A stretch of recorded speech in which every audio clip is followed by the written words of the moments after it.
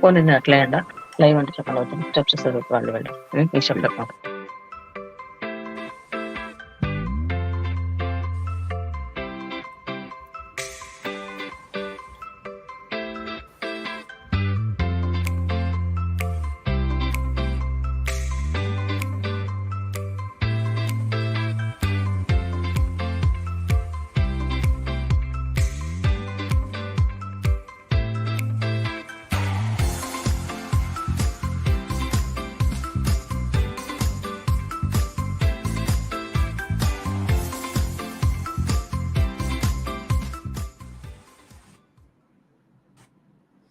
Hello everyone, a very good evening to you all.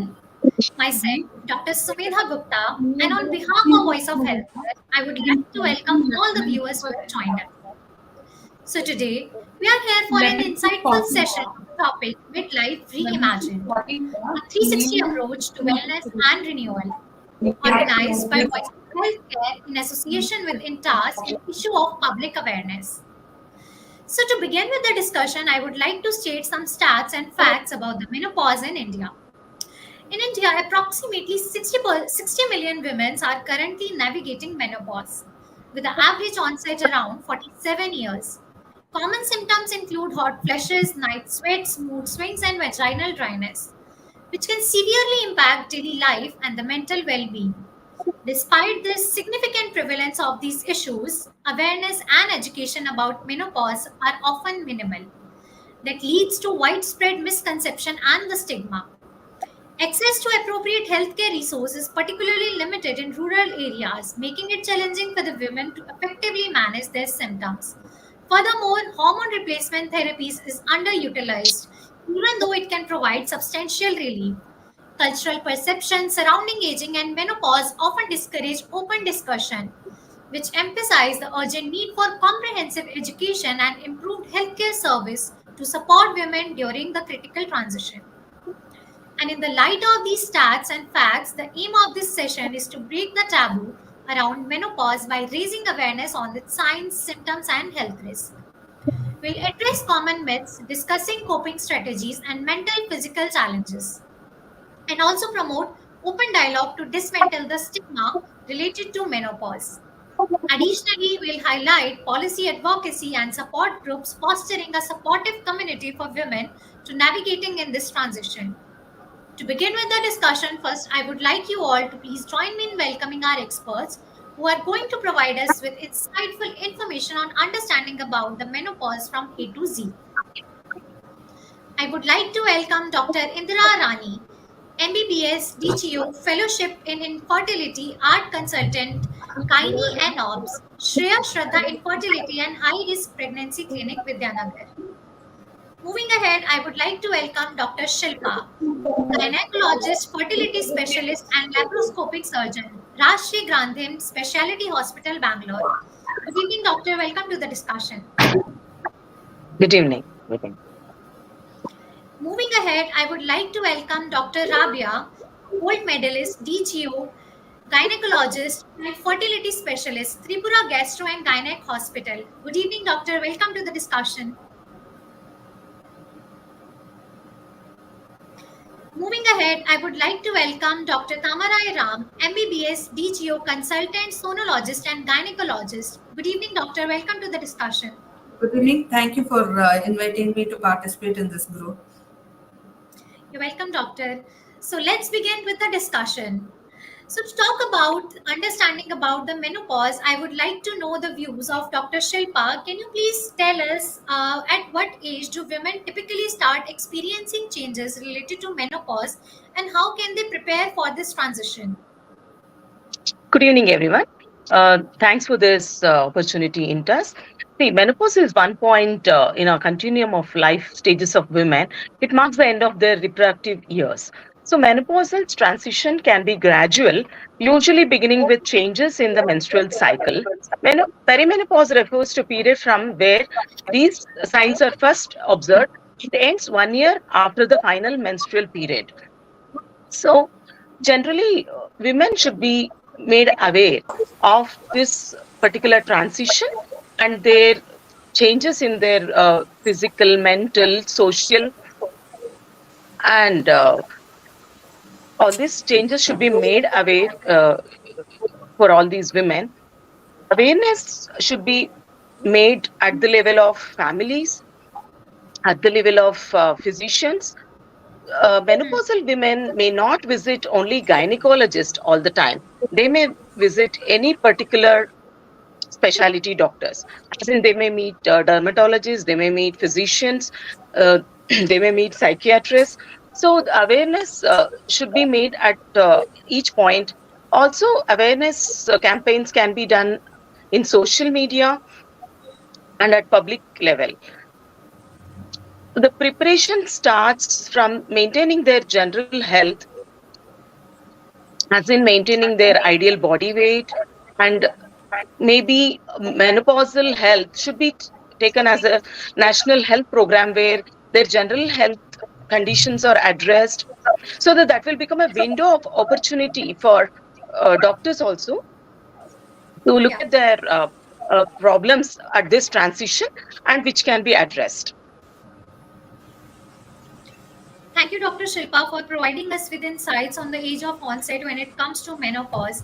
Moving ahead with the discussion, I would like to welcome Dr. Indira, Fellowship in Infertility Art, Gynae and Ob, Shreya Shraddha Infertility and High Risk Pregnancy Clinic.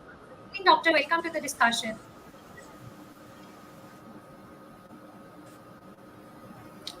Dr. Indira, can you hear me?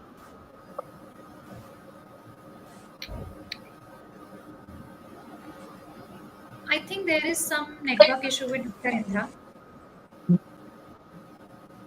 Moving ahead with the discussion to Dr. Tamarai Ram, if we talk about the health implication when it comes to menopause, can you please provide us with insights on how does menopause impact a woman's overall health and what specific health checkup should be prioritized during this time? Okay. First thing is, I just want to make it very clear that menopause is not an illness. It's just a transition period from normal reproductive period to the menopausal thing. So, how smooth we take it is more important. Most people will have a smooth transition. At least 50 to 60% of the people will have a smooth transition. Some of them will have like severe complications which will need some surgical treatment. But most people with slight lifestyle changes and regular screening, I think we can move into a smooth transition to menopause period. And we all know menopause is like because of the hormone changes and this low estrogen levels. And the low estrogen levels they play a very role in our system, in different systems actually. And first thing is, I would like to tell you that estrogen, the low estrogen levels regulate our cholesterol levels and they regulate our arterioles, the flexibility of the arterioles. Hence, the normal estrogen levels will try to maintain these, and then when it becomes low during the menopause, there are more increased chances of getting a cardiovascular disease. That is one. Next is decreased estrogen also increases the bone loss, which causes osteoporosis in postmenopausal women. So we need to know about that bone loss. Next is the mental health because of all the various symptoms, all the hot flushes and vaginal dryness and all other symptoms. Most people have this mental illness. They feel very uncomfortable, mood swings, mood depression, and some cognitive behavioral changes may be there. And then, as in any other aging process, they can be like weight gain and metabolic disorders, like along with menopause, maybe thyroid and sugars. So we need to be aware of all these. And of course, we need to monitor for cancers, breast cancer, cervical cancers, ovarian cancer. So these are all the in this age group which we need to be aware of. Thank you, Dr. Thamarai, for these insights onto that when it comes to the health implications. Moving ahead in the following up question of that, can you please provide us with insights on symptoms and diagnosis? Like, what are the most common symptoms of menopause, and how can healthcare providers diagnose this at the right stage? Okay, so as we know that it involves various systems. So the first thing would be all this patients have around menopause, perimenopausal age group. They have like irregular cycles, menorrhagia, that is increased bleeding, and then anything related to the menstrual cycle. So that will be around the perimenopausal age. But proper menopausal age, most of the symptoms are like genitourinary symptoms, like all this vaginal dryness, vaginal flushing, and decreased libido, and then or symptoms of osteoporosis like bone pain, tiredness, lethargy, and mood swings. So these are all the common ones which we need to know. And of course, obesity, we need to tackle all these problems. So based on these, we would recommend like a specific health checkup programs for the menopause women, like a yearly annual checkup. Most commonly, the annual checkup would include all this cholesterol, lipid profile, a thyroid profile, and a metabolic disorder like HbA1c and sugars to be controlled, and of course bone mineral density if indicated, and calcium levels and vitamin D3 levels. These are all the basic checkup which we could do for about like annual checkup. And women should undergo a pelvic examination at least yearly once, and then at least pap smear at least once in 2 years, preferably yearly once, but at least in 2 to 3 years, because most women don't come for follow-up. They think it is not needed after the menopause. So I think we should make it aware that like pap smear is very important, and then we should take this when they come to us for a regular checkup. I think as at least most of us are female doctors, I think we should be able to take this as an opportunity to examine their breast, because not many people do the self breast examination. So I think we should take that and uh, tell them a little bit more awareness, cause a little bit more awareness about the breast cancer screening also. So I would prefer to do all this for my patients. So anybody else can add on any other investigations to be done. Yeah, we should do a screening mammography and a pap smear test as a routine. Yeah, these should be always included in our workup. Thank you, Dr. Tamarai and Dr. Shilpa, for your insights onto that. Moving ahead with the discussion to Dr. Indira Rani, I would like to know, please explain us how would we can understand the menopause in both medical terms and the everyday language for a layman to understand it better, and what are the key signs and symptoms that women should be aware of after a certain age? Yeah, menopause is a word which is taken from Greek. It's a Greek word. Meno means month, and pauses means pause. That is stopping of periods. See, just stopping of periods is not menopause. At least 12 months of amenorrhea. That is, 12 months patient should not get any period without any pathological or a physiological cause. Then it is called menopause. Menopause can be a surgical menopause. It is not age related. It can be a premature menopause, and they have. I mean, it is when it comes to the professional day. What we think is it is because of the depletion of the ovarian follicles, which result in reduction of the estrogen, leading to the increase in the FSH levels. So there is no independent biological marker for menopause. Uh, and levels of FSH, there is a increase when FSH is increased more than 10 international units per liter, it indicates diminishing ovarian reserve. And if it is more than 20 international units per liter, it is diagnostic of ongoing ovarian failure in patients with vasomotor symptoms. And if it is more than 40 international units per liter, it is a diagnostic of menopause. And in everyday language, menopause is described as cessation of menstruation for more than 12 months without any pathology. And the key symptoms of perimenopause are hot flashes, breast tenderness, worsening premenstrual syndrome, lower sex drive, fatigue, irregular periods, vaginal dryness, urinary leakage, stress incontinence, urinary urgency, mood swings, and insomnia. And menopausal symptoms are mainly due to the reduction in the estrogen levels, which cause vasomotor symptoms, genitourinary symptoms, sexual dysfunction, neurological symptoms, sleep disorders, impairment in cognitive function, and psychological symptoms, cardiovascular disease with changes in the lipid profile, musculoskeletal symptoms due to bone loss, which is called osteopenia, and due to the muscle loss, which is called sarcopenia. Thank you, Dr. Indira, for providing us with the insights on better understanding about the menopause. Moving ahead with the discussion to Dr. Shilpa, I would like to know, please provide us with the insights on hormonal changes. The hormonal changes that occur during menopause and how can they contribute to various symptoms that women experience during such time. Yeah, there is reduced ovarian function, which leads to reduced estrogen. So, reduced estrogen in the body is responsible for all the changes that are seen in this menopausal transition. Estrogen is very important for the reproductive function, genitourinary system. It is important for cognition. It is important for cardiovascular health. It is important for our skin health, mental health, bone health, etc.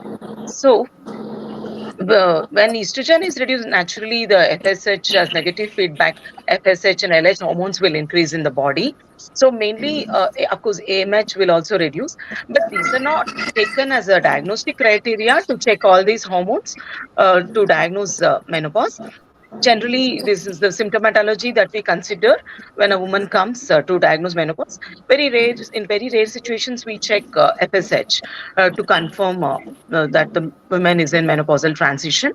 So it's basically the level estrogen reduction in the body which is causing all the problems. Thank you, Dr. Shilpa, for providing us with the insights on the hormonal changes that occur during this stage. Moving ahead with the discussion to myths and coping strategy, I would like to know with Dr. Rabia, can you please provide us with the social support part, that how can family and friends better support a woman going through menopause and what should they understand about this transition? Yeah, thank you, Sumedha. Actually, during menopause, we have lot of changes in our mood swings and emotional state. So, from a shoulder to cry on and a person to giggle with, we need a family support as well as friend support. Because of the irritability and mood swings, we often shout at our kids, and we have problems with in-laws and other people, and there will be a gap between the wife and husband over this time. So family members, especially the kids, in-laws and the husband, should understand that we are in the transition phase. Because of that hormonal imbalance, they are having the mood swings, and it's not intentional. So they have to give a social support, and psychologically and emotionally they should support. And in these times, even the friends, meno friends, we usually call them as meno friends. So more number of friends we get in, the more active we are socially, then there will be a good lifespan and a healthy lifespan for us, because we can be able to talk our problems to our friends, and whoever is in that phase of menopause, instead of being introverts, if we speak up and we tell that we are having these problems and those problems, then they will also understand that okay, this is a physiological problem only, I am not having this problem. So even the friends can help in this transition phase. So boosting up and giving a shoulder to cry on is something which family and friends is essential. So we need all the support, social support also. Thank you, Dr. Rabia, for explaining this very positively and wonderfully. Moving ahead with the discussion to Dr. Indra Rani, I would like to know your views on to what are the myths about menopause, and what are the prevalent myths that you heard, that you encountered in your practice, and how we can address this with the factual information when we talk about menopause. Yeah, it's about menopause to be busted. You know, some people say hormone replacement therapy is very dangerous. But for a woman under 60 years of age and less than 5 to 10 years of menopause, HRT is much better when it is given than not given. So the risk of HRT is very low, and risk of breast cancer and all they are afraid of. It is not to be feared, because if it is given more than 60 years of age, or if it is given more than 10 years HRT, then only we should think about the risk of breast cancer. And it can be safely given to provide relief from hot flushes, sleep disruption, vaginal and bladder the issues, and in 18 years of follow-up, there is no increase in the death from HRT when it is taken for 5 to 7 years. So increased risk of heart disease and breast cancer in patients who are more than 60 years and if they are taken for longer periods more than 10 years. HRT is contraindicated when the patient has history of blood clots, heart disease, liver disease, and certain cancers. And Thank you, Dr. the Indra. second myth, there are many myths. I didn't finish. Yes, yes, Menopause please symptom continue. doesn't yeah, people think that the menopause symptoms doesn't last long, but they last long as much as 10 years, and the hot flushes and night sweats, sleep disturbances get better over time because the woman's body gets adjusted to the lower levels of estrogen and progesterone. And vaginal dryness, bladder symptoms like genitourinary syndrome improves with medication and vaginal estrogen. And the third myth is your symptoms will be awful. It is not like that. Only 20% of the patients they require treatment. Most are asymptomatic, and 85% of the women, if they have symptoms also, they might not need treatment. And fourth myth is your sex life is done so. Symptoms like low libido and dryness may affect the women's sex life, but HRT may boost the libido, and vaginal estrogen can treat the dryness. And myth five is natural remedies are as effective as the medication, but it is not the truth. Some supplements like evening primrose oil, it can be beneficial. Melatonin may help in sleep disturbances. Black cohosh may help in patients with hot flashes, and it should not be given in patients with liver disorders. And some people say menopause makes you forgetful. It is menopause in a true sense. It will make you forget, a little forget, but it will not cause any forgetfulness or memory loss. And some say as soon as the period stops, the menopause has achieved. It is not like that. It takes at least 12 months of amenorrhea, which is preceded by irregular periods, which is perimenopause. Some say it makes it irritable. Menopause makes the women irritable. Menopause itself does not alter the mood, but the symptoms like hot flashes are very messy. And ninth myth is, I mean, you can't get pregnant. No, it is not. When the patient is perimenopause, sometimes ovulation can occur and then the pregnancy can occur, but it is very unlikely. And 10th myth is it makes you gain weight. Yeah, patients deposit fat around the waist because of the slower metabolism. So eat less, move more, and include the strength training exercises. So these are the myths which we come across. Thank you, Dr. Indira, for busting out these myths and for providing us with these valuable insights when it comes to menopause. Moving ahead with the discussion to Dr. Shilpa, I would like to know your views mental health impact. If we talk about the mental health, how can menopause impact women's mental health, and what signs should women watch for regarding anxiety and depression, and how to deal with such things during this transition? Yeah, now by now we know that estrogen is very important for the cognition and major mental functions in a woman. So menopausal women may be affected with memory, sleep disturbances. They may have dementia, and then memory loss. Uh, uh, Reduced concentration, learning disabilities. So I mean, slowly there could be some changes at this point of time. Each person is not the same. Around the changes can be different in different women. It also depends on their social background, education, and then support systems.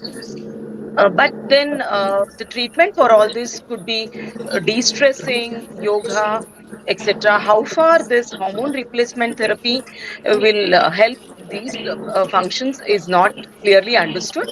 But definitely there is a certain level of deterioration in the high mental functions in some of these women, basically cognition, memory, and then in very severe cases, at an advanced stage, we may see symptoms such as dementia. Thank you, Dr. Shilpa, for providing us insights on the mental health impact when it comes to menopause. Moving ahead with the discussion to Dr. Tamarai, can you please explain asking us, how does menopause influence long-term health risks such as osteoporosis and heart disease, and what preventive methods or things that women should be aware of? Okay, so as we are going into the discussion, I think we'll come across many things that the decreased estrogen levels is the main cause for most of the long-term problems, especially the osteoporosis, cardiovascular diseases. Decreased estrogen causes increase in LDL. It decreases the HDL, so which is very important for the maintenance of the lipid profile and to maintain the flexibility of the arterioles. And because of this, there can be some plaque production within the blood vessels, and it can go on, they can go in for cardiovascular disease.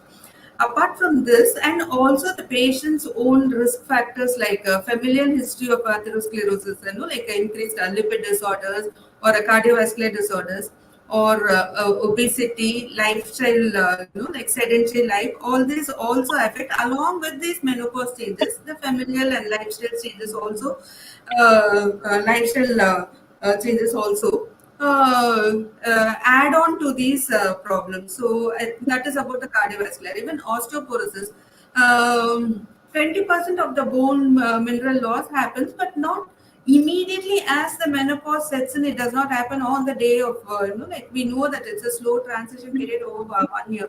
So usually around fifth to sixth year of post-menopause, usually this osteoporosis starts setting in. So we should understand the risk factors for these are, like not maintaining enough calcium levels, like vitamin D3 levels and all that.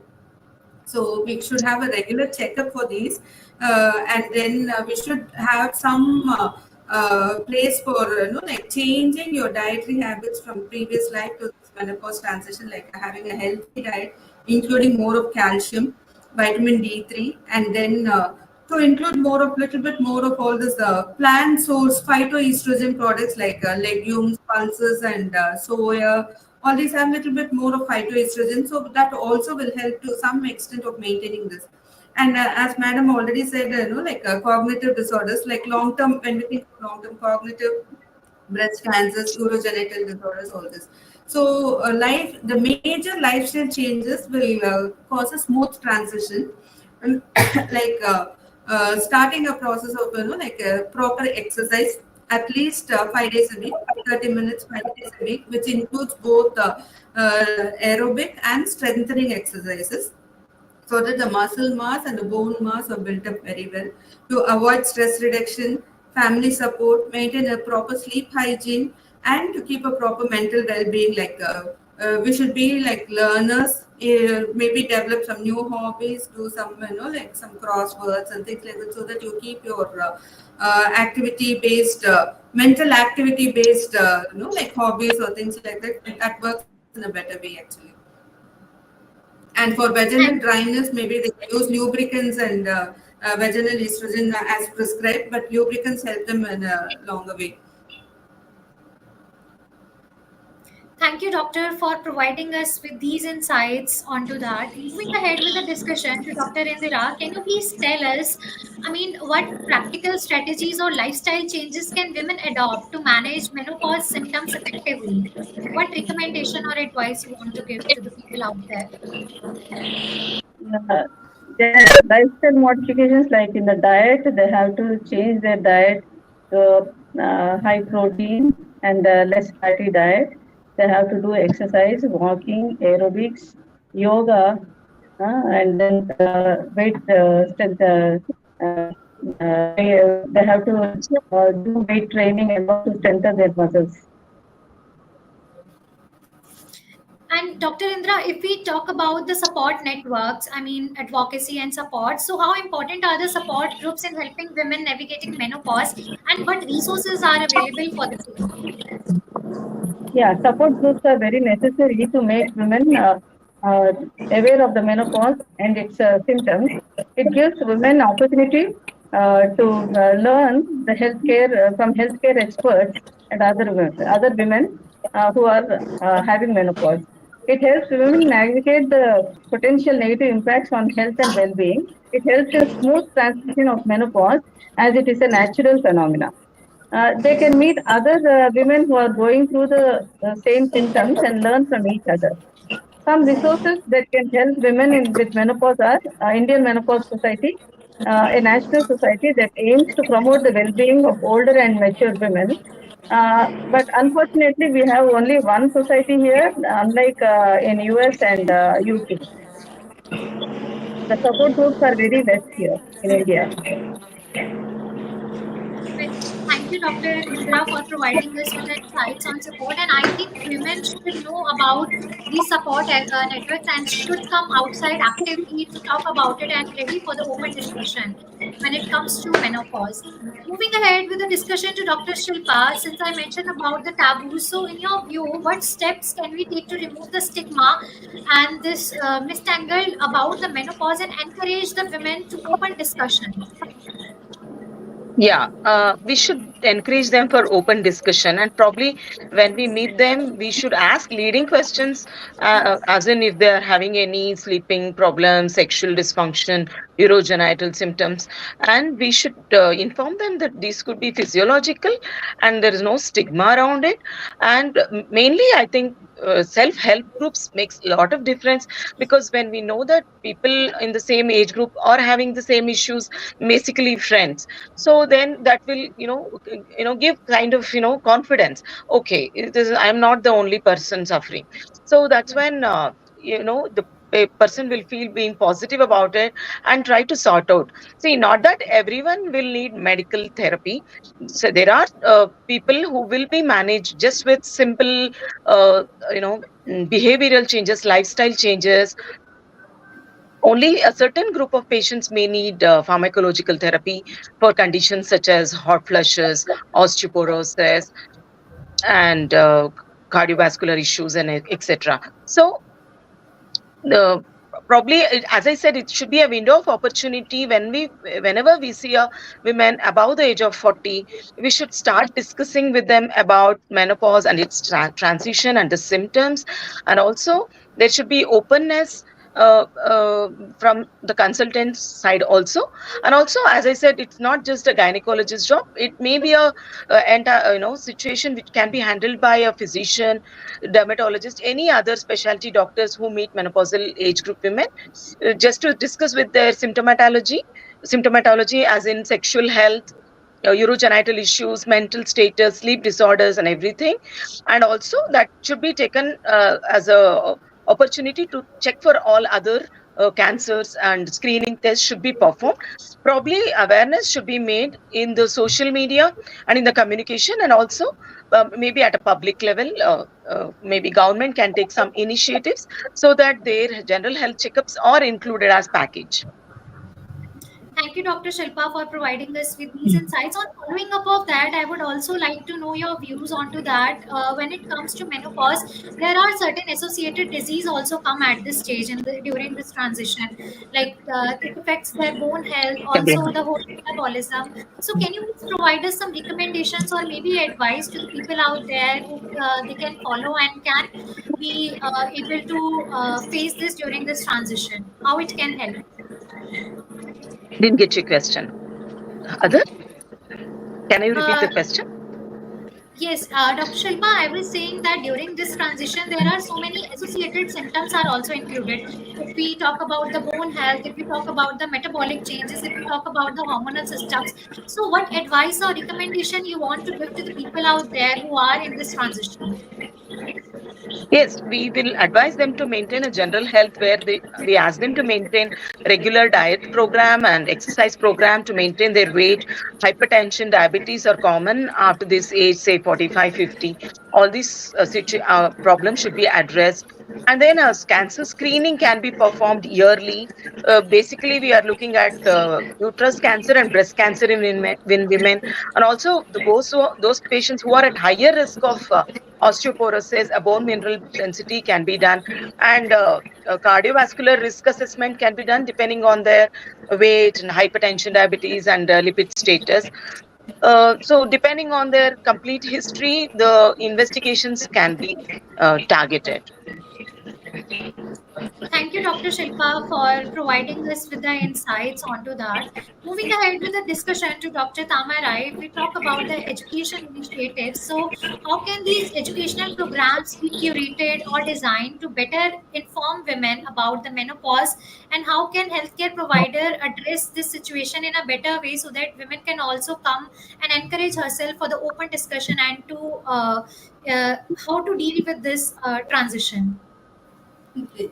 I think this support group has to start from the family level. I think every person in the family should be able to understand what a woman is going through during the menopause stage. So the support system has to start from the family level, from children, husband, and people around them in the family. So that is the main thing. The next level would be the friends, the peer group who are in that menopause, as Madam mentioned, meno friends. So we should that peer group and the social support. Maybe we should have some educational programs to give them some booklets and some materials to read about, like some short bulletin points, like not too many words, like easily understandable bulletins when they come to the clinic.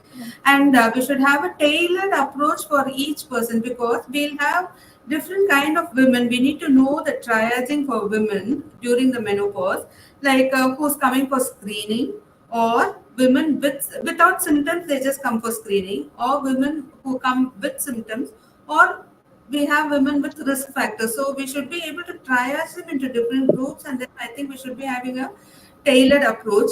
Preferably a one-stop clinic would be better, but like in India, that was, like involving multidisciplinary approach in a smaller clinics may not be possible. Maybe in a bigger hospital, like involving a general physician or endocrinologist, cardiologist, ortho, like a holistic approach would be better. But at least when they come to us as a gynecologist, I think we should be able to give them a overall approach of whatever has to be, looked for, and what when for how frequently they should be able to come for a checkup. Like the importance of an annual scan or pap smear, mammogram, breast examination at home. So based on these, I think we should be able to let them some basic things, and then make sure that they come to us for follow up at least yearly once, so that anything can be picked up at an earlier stage. Thank you, Dr. Tamarai, for providing us with the insights on such initiatives. And I think we should really incorporate all these initiatives to aware women more about the menopause and this transition phase. Moving ahead with the discussion to Dr. Rabia, I would like to know your views. What role do the healthcare providers play in advocating for menopause awareness and ensuring that women receive appropriate care during this transition? Well, healthcare providers are very important, and they can educate the patient regarding the symptoms and the transition of the menopause, and they can tell them about the lifestyle changes that they can do.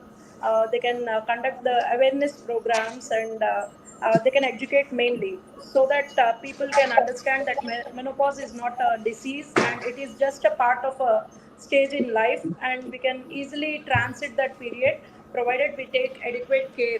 In the same way, the healthcare providers can help the person to take help in taking decision making, whether depending on their symptoms, some people are in a dilemma whether to go for hormonal treatment or non-hormonal treatments or any other thing. So they can be open. Healthcare providers should openly listen to their problems of the patients, and so that the patient will think that okay, there is someone to take care of me, to listen.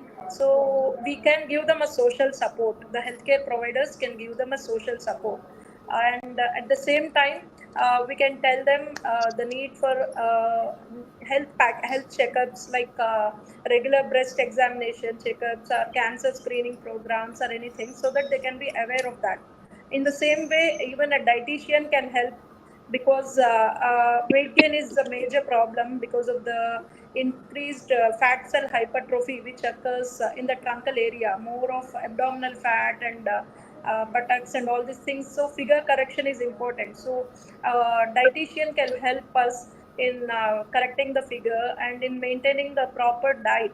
So along with that, mental health person, in the same way, in order to counsel the patient regarding the mood swings and the depression, which occur during this period. And at the same time, obesity training given for yoga, meditation, and all these, they boost up the self confidence of the patients during this phase, not patients, of the persons during this phase. And we can take a care from the we can take a help from the healthcare providers during this phase. Thank you. Thank you, Dr. Rabia, for providing us with these insights. And the following up of that, I would also like to know from you, I mean, what advice or recommendation you want to give to the people out there who are in this transition, that we all know that it impacts the bone health, it also impacts their other systems of the body as well. So how can women deal better with this on their own? Like what things that women should incorporate that can help her out during this transition? Well, depending on the problem which they are facing, like if the patients are facing facing hot flushes, then we advise them to take to wear cotton clothes, easily absorbent clothes, and use less of spicy foods, avoid the caffeine, other hot drinks, and use ventilated to go advise them to go in ventilated areas, and to if needed they can even go for non-hormonal treatments like phytoestrogen, tibulones, and all those things. And in case of need, they can even go for HRT, like hormonal treatment can also be taken. In the same way, we usually address about the risk of fracture, because the bones become very brittle due to the lack of calcium in this time. So we advise them. Usually, the wrist is the common area which gets frequently injured, because suddenly they'll be walking or doing any work, and they lean the wrist as a support, and police fracture is something which we see. Yeah. And accidentally they slip down from the bathroom or doing any work, and they have hip fractures, and multiple fractures will be seen. So during this time, I we usually advise them that we have to deposit calcium in our body, that is in our bank. We have to deposit calcium during from the young age itself. And additional, along with calcium supplementations, proper diet should be taken, which is rich in calcium, vitamin D, in the form of milk, egg, fish, fish oils, and cereals, pulses, sprouts, and avoiding spicy foods. Added to this, the cardiovascular symptoms and the risk of hypertension and stroke is something which is alarming cause. So we advise the patients to take the less spicy food, decrease the salt intake, and increase the exercise daily routine, at least 10,000 steps per day, and do meditation and do whatever you feel happy, because of the advancing age, that we are reaching the menopause at the age of 45 to 50, and we are living till 80 to 90 years. So half of our life is being spent in the postmenopausal age. So we have to pass this stage happily.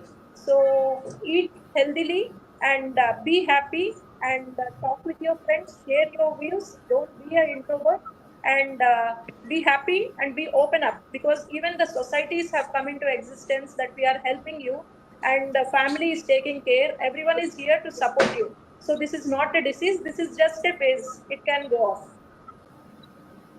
Thank you, Dr. Rabia, for these valuable recommendations and advice. And I think this is going to be really beneficial for the people out there who are listening to this.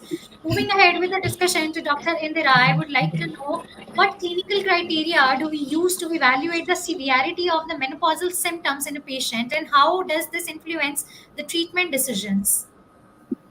You have to have menopausal clinics for this so that the patient can be given a rating scale, menopause rating scale. It's a standardized tool to assess the menopausal symptoms, and it is widely used to assess the symptoms of menopause and their severity. And it is a validated questionnaire that consists of 11 items, which are grouped into three categories, that is somatic, psychological, and urogenital. And each item in the menopause symptom, which is graded on 5-point Likert scale with minimum score of 0. And then it is like none, no symptoms, mild symptoms, moderate, severe, and extremely severe. And they are given a score of 0, 1, 2, 3, 4. And this helps in menopausal rating scale helps in measuring the changes in symptoms before and after treatment, how the patient is after the treatment and what are all the symptoms, how it has become from severe to mild, we can make it on the rating scale. And there is no cutoff score that can be used on objectively indicate the need for the treatment. The patient should decide whether treatment is needed. Symptoms rated very severe on the menopausal rating scale require treatment, mostly MRS score of more than or equal to 14. They need treatment for climactic symptoms. And in clinical practice, a score of 4 for any of the menopausal rating system item could be taken to indicate the need for treatment. Anything which is extremely severe, any symptom, that should be treated. And like in the symptoms, it is given like hot flashes, episodes of sweating, heart discomfort, unusual awareness of the heartbeat, heart skipping, heart racing, tightness, sleep problems like difficulty in falling asleep, difficulty in sleeping throughout the night, waking up early in the morning, and then depressive mood, feeling down, sad on the verge of tears, lack of drive, mood swings, irritability like feeling nervous, inner tension, feeling aggressive, anxiety, inner restlessness, and feeling panicky. Physical and mental exhaustion, like general decrease in the performance, impaired memory, and lack of concentration and forgetfulness. And sexual problems like change in the sexual desires, activity, and satisfaction, bladder problems, difficulty in urinating, and increase in the frequency, and bladder incontinence. And dryness of vagina, sensation of dryness or burning in the vagina, or difficulty in sexual intercourse. And joint and muscular discomfort like pain in the joint, rheumatoid complaints, all these symptoms are given in the rating scale, menopause rating scale. And accordingly, if they are mild, moderate, severe, or extremely severe, we score them. And then according to the, if they are extremely severe only, the treatment is HRT or any other treatment is required. If it is, or even the single symptom has a score of 4, then we have to treat them.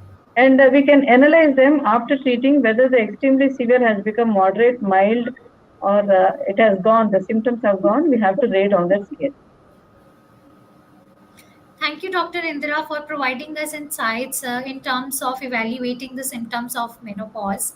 Moving ahead with the discussion to Dr. Shilpa, I would like to know about the assessment of risk. I mean, how can we assess the individual's risk factors such as family history, or I would say the personal history, health conditions, before recommending any of the therapy or any other treatments?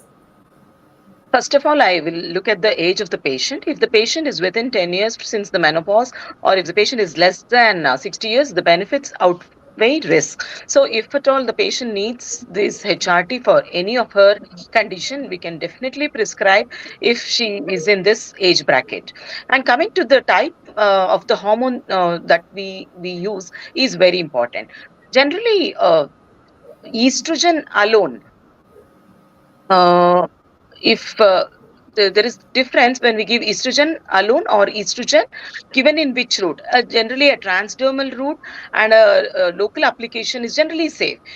Local application, we need not bother about any kind of risk factors when we give local preparations. So patients should be made aware of these preparations when they have genitourinary symptoms or sexual symptoms. And also transdermal approach can be used whenever a person is at higher risk of venous thromboembolism and some autoimmune disorders where they are at higher risk of thrombotic problems.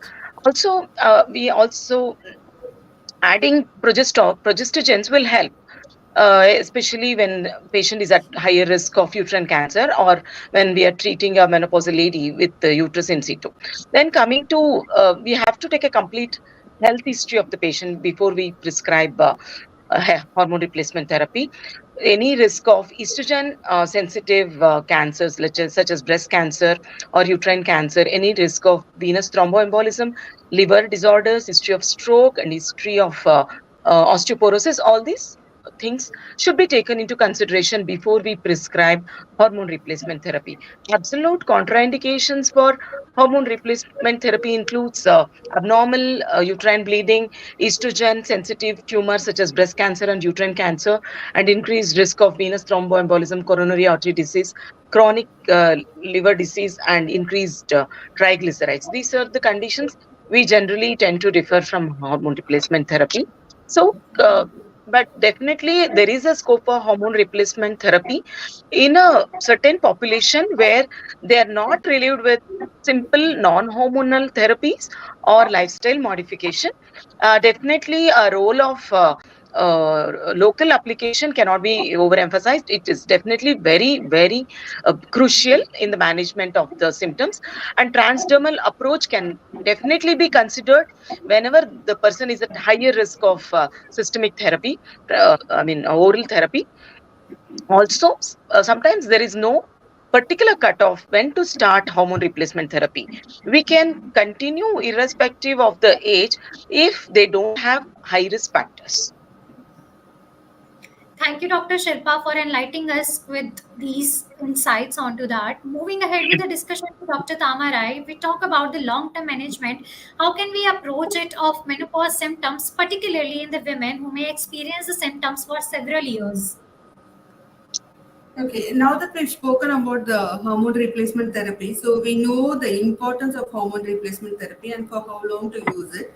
Most hormone replacement therapies are very safe for a few years, for about 5 to 10 years. So I think if the patients are having, they're very symptomatic, and as suggested, like menopause scoring can be attained, and then we can start off the hormone replacement therapy as and when required for each patient, like a tailored approach. There's no particular rule that this person has to be started, this woman should not be started, and things like that. But apart from absolute contraindication, so we should keep that in mind. And usually, all these breast cancers and all that also will start only after about 7 to 10 years of. Starting the HRT, and we are going to, once we start them on HRT, we are going to monitor them, or yearly annual examination and evaluation will be needed. So they should be under follow up. So that is one thing. We cannot just start off and tell you take it for however long you want. So we need to have them on a regular follow up period. So that is one thing which we want. So apart from this, I think dietary role is a very important role, because calcium is very essential and which is easily available in both diet, and we can also get easily very much available calcium tablets, just about 1 gram to 1.5 grams per day. With that, maybe we should just add on some more multivitamins like antioxidants, vitamin C, vitamin E, etc., to like help in overall general skin and breast tenderness and all those. It helps in the vitamin E, helps in breast tenderness, and also the skin hydration part, that is important. The next thing which I really want to emphasize is on the role of exercise. Exercise is very important. All kind of exercise like aerobic, strength training, and then yoga or meditation. But of course, you should not be overdoing it, especially people with osteoporosis. You should not strain so much to like fracture your hips and knees and all that. So under supervision, they have to learn under supervision, and it has to be followed according to the prescribed way of exercising. That is something which I really want to tell. And the next would be the sleep pattern. Try to maintain a sleep pattern, not to look into like gadgets till as long as possible. Try to cut out, put a stop to it at some time of the day, some time of the night, and start like a regular sleep pattern, and get a proper mental health support in case of any mood disturbances or anything. There's nothing wrong in going for a counseling. It does not mean that you have a psychiatric illness. So that is something which we need to do. All women go through this transition period. At some point or the other, there would be some sort of mood disturbances, changes. Does not mean that like you have a like major psychiatric problem. So maybe just small amount of counseling for few minutes to few hours of counseling will help in a long way. And go for a regular checkups. This is what I would suggest. Thank you, Dr. Tamarai, for such an insightful suggestion in management of menopause. Moving ahead towards the discussion and to conclude it, Dr. Rabia, I would like to know the importance of personalization of care. How important it is to personalize treatment plan for a menopausal symptoms based on individuals' experiences and the health backgrounds. Depending on the symptoms which the patient have, each and every patient and at what time they have reached the menopause, what problem they are suffering, we have the personalized treatment for them. So for every person, personal care depends. It differs from person to person. So if they are having hot flushes, we have to, as I told you, that hot flushes can be there for some people for about 3 to 4 years. For some people, it persists for about 8 to 10 years. So we advise them accordingly to change the lifestyle habits, and some non-hormonal treatments are given, and some cases we even give hormonal treatments. In the same way, if the patient is having a dry vagina or if they are having painful intercourse, then we have to advise them to take lubricants or estrogen creams or tablets or jellies, and latest intrarosa, which is human-made DHEA, is inserted in the vagina. It decreases the pain during the intercourse and it aids in the lubrication, and it prevents the vagina from the atrophic vaginitis. And added to that, if there is diabetes mellitus for the patient, the problem of vaginal itching and this dry vagina becomes more problematic.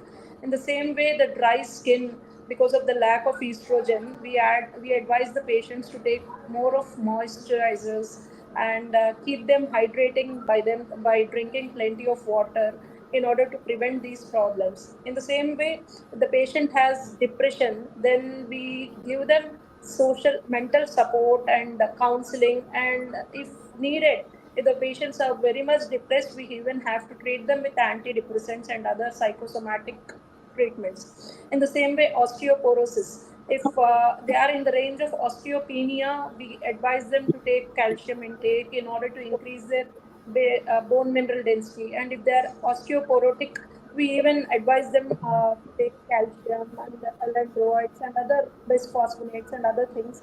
So every individual, depending on the symptoms which they have, their personal care depends, and it differs. So we have to address on what problems the patient is facing.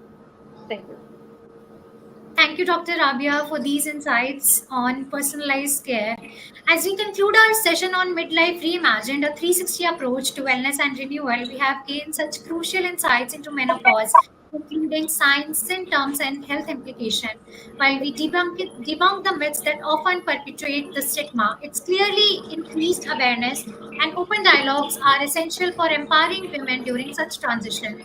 So let's take the knowledge we have shared today and turn it out into the action for advocating the better health resources. And until the end, I would like to extend my gratitude to all the panelists for your insightful contribution and for sharing your expertise with us today. The participation has been really valuable and we deeply appreciate the knowledge that you have shared. Thank you for joining us and for contributing to this important conversation. Thank you so much. Thank you, Thank you. Rabia. Thank you, Intus. It was a good Thank you so program. much. Thank you.